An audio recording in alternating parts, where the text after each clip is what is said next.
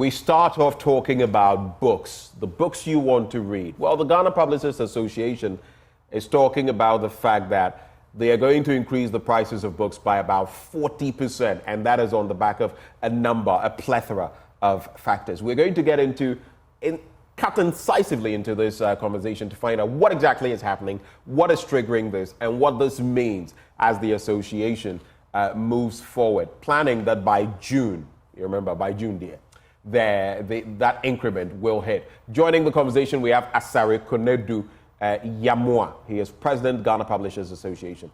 Mr. Yamoah, a very good morning to you, sir. Good morning. It's good to have you join the conversation. How did we get here to the point where there's going to be that gargantuan leap in the prices of books? 40%. What brought us here? Thank you so much. Actually, books are more like any other commodity. When economic factors affect your business, of course, you need to adjust prices to remain in business. So it is in order from time to time to be able to raise your prices. But what has necessitated this has been the Value Added Tax Act Amendment Act that was passed last year, which imposed a whopping 27.5% on books. We all know that VAT is a tax that you collect from. So you said it imposed 27% on books, right? 27.5. 27.5%, right? Yes. And we all know that VAT is collected for government. So we have no option but to pay the VAT and then we collect our money. So notwithstanding any other economic factors, be the cost of the dollar instability and the exchange rate, other factors, high printing cost, we have no option but to increase the price of books. And that's exactly what we have done. Excuse me. Right. So that is why you see that we have come out. And this time around, we acknowledge that from time to time, we surprise parents when they go to the bookshops that prices have been increased. But this time around, looking at the quantum of amount that we're going to use to add to the price of books, we needed to inform them in advance. It is fair that you inform them between now and September.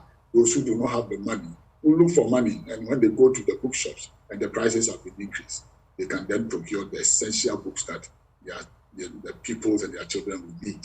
So the press conference, in part, was to give an indication of where the price of books will be come September.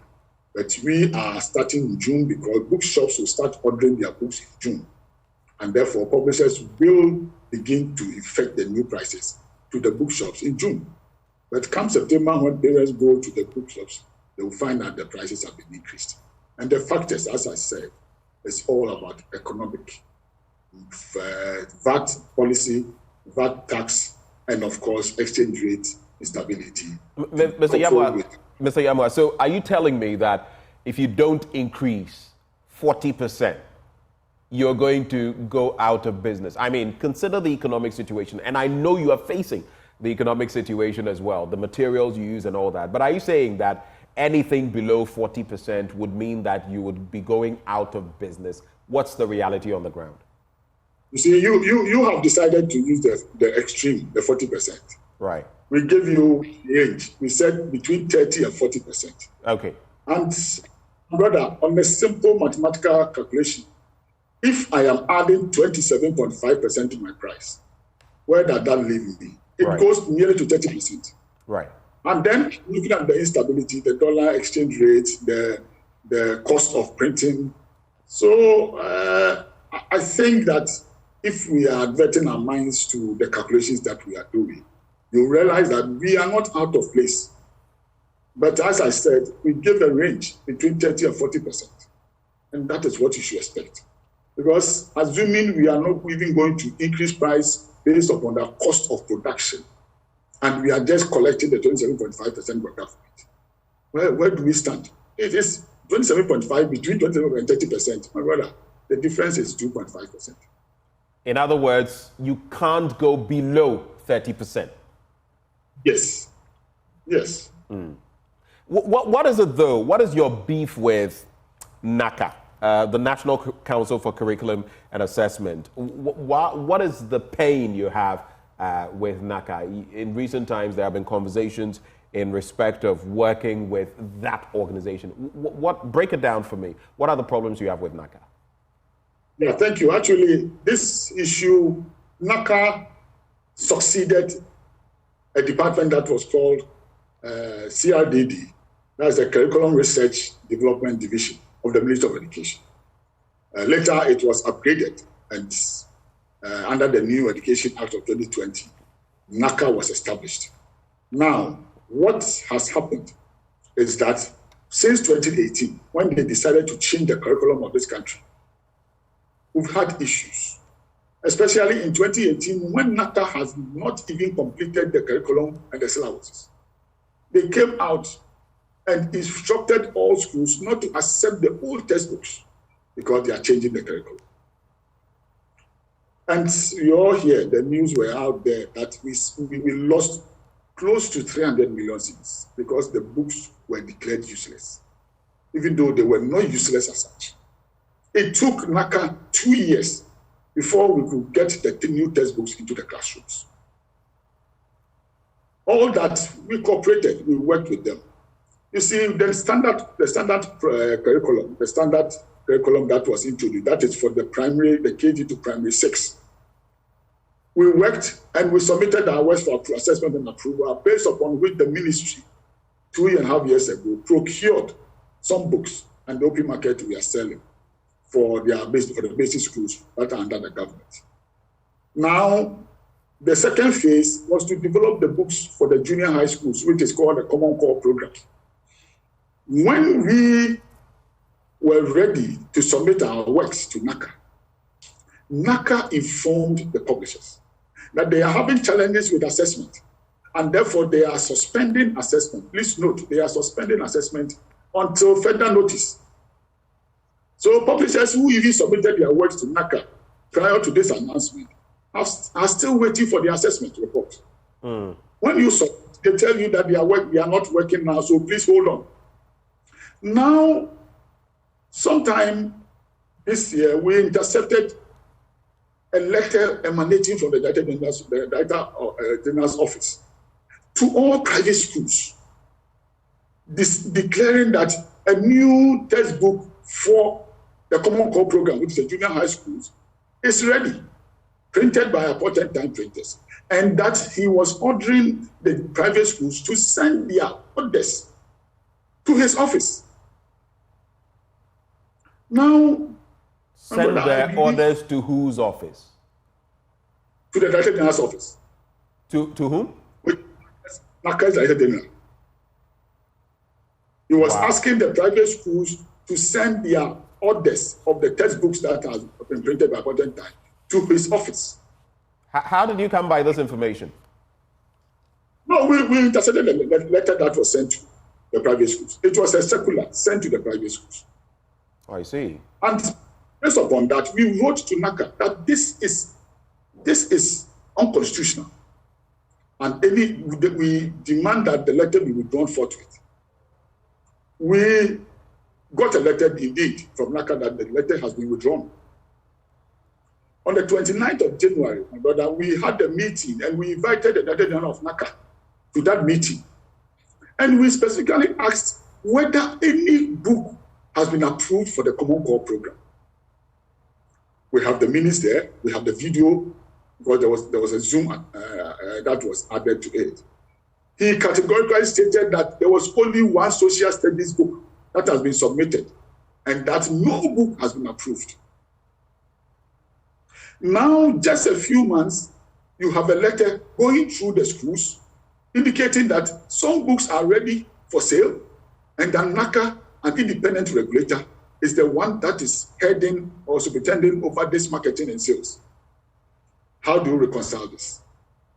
Why would NACA tell us that they are suspending assessment, while some books were being assessed and approved, and then proceeded to go to the schools with NACA's letterhead, asking them to buy the books. How many books are we looking at? These books that have been approved on the blind side of your association. About how many books are we looking at? There are various subjects. Please, I can't give you the total subjects now, but the subjects that are being studied in the junior high schools, all the subjects, they have done the books. And the ministry, you see, the dangerous aspect here is that the Ministry of Education has gone ahead to procure these books. They procured them already. They procured them and they are in the warehouses of the Ghana Education Service, which means that in September, before September, these books are going to the schools for the children to use.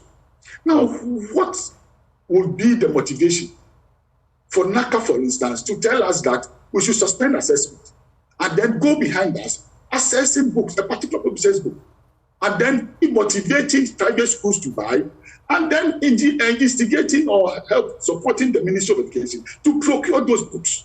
Right. So you have grave concerns.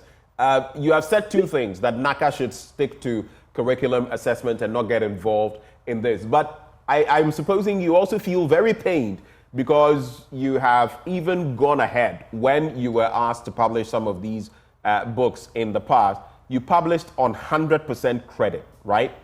To the Ghana Education Service, to the ministry as well. Have you received payment for those?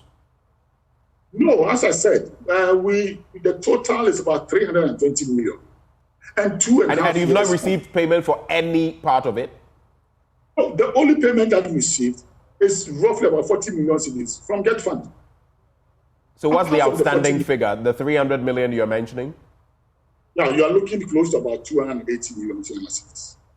And we've been writing series of letters to the minister, having series of meetings, all in an attempt for this money to be paid, because it's becoming a nuisance. 2.5 years, my brother. Why do you... Some of you contracted loans to do this. What has been the impact of that on you, on your work? It's tremendous. In fact, the printers, because these books were printed locally, and we had a special arrangement with the printers, for the printers to print also on credit for us. When the ministry pays, we pay the printers. So the printers have gone in for loans to import paper. So the effect is not on us alone. The publishers are suffering, the printers are suffering. In fact, the distributors, those book distributors we contracted to distribute the books to the regions, have not been paid. If you pay 40 million, and for assuming that we will mirror the same percentage, which is about 19.8% to the printer, it means that the printer has received 19.8%. Right. So why should we be unnecessarily be subjected to this agony when 2.5 years we were considered to print the books free or without? So let me ask you, Mr. Yamwa, on the back of all of these, the backlog of payment, now you're going to hike your prices. So June, at the start of June, you will hike your prices, just to confirm. You're not going to negotiate on it. You will hike your prices, right? You see, the conditions precedent, as I told you, would not allow us to negotiate on anything with anyone. Right. No, I just want clarity on that. You can't negotiate. You are going to hike your prices. But what then is the way forward? What could possibly happen to mitigate the translation of the 30% onto the cost of books? What could happen to reduce that? What would happen is that we have to be reimbursed of the VAT money that we pay. If government decides that the VAT has been reversed, of course, we cannot take away that money that belongs to the booksellers or the parents.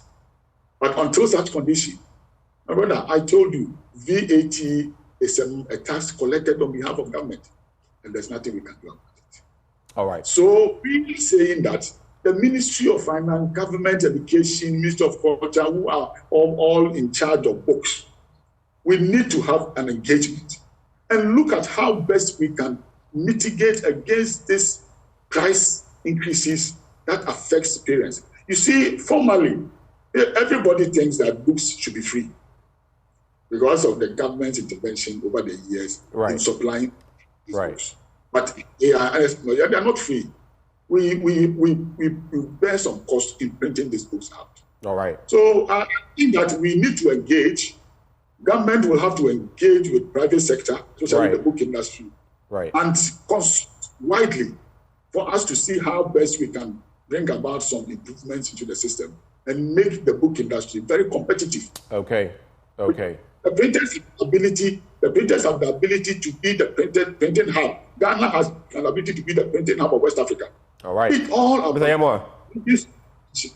We have to go now. Thank you so much for joining the conversation, and we hope the right things happen so that this increment doesn't come to pass. That is Asare Konadu Yamwa, president of the Ghana Publishers Association. Now, stay with us, because up next on the AM show, we're also talking about renal services, dialysis services at our national hospitals and everything else happening in between. What is the current state? We have joining the conversation some patients with kidney-related issues. We have the pharmaceutical industry joining the conversation. We have a nephrologist joining the conversation, just so we can situate it and know what exactly is happening and what the way forward is. But before we go on a break, the fourth industrial revolution is here. But what does this mean for Ghana and Africa? Join global and local leaders to address the impact of technology at the first ever Industry Engagement Forum 2024 by Industry Immersion Africa, in collaboration with the MasterCard Foundation Ghana and the Ministry of Education through the National Service Scheme. Be a part of this groundbreaking, immersive experience. Now, this two-day event will serve as a pivotal platform fostering dialogue and collaboration in a bid to bridge the industry-academia gap, empower STEM graduates across Africa, and combat youth unemployment. The theme, industry driving AI and 4IR in Africa, that is the fourth industrial revolution in Africa, collaborative pathways for digital transformation in Ghana. The date, Wednesday the 22nd of May and Thursday the 23rd of May 2024. The time is 8:30 a.m. to 4:30 p.m. each day, and the venue is the UPSC Auditorium here in Accra. You can visit www.iiafrica.org for more information and also to register. Media partners for this event: Joy 99.7 FM, Joy News, and myjoyonline.com. Well, we'll take a break. We'll be right back.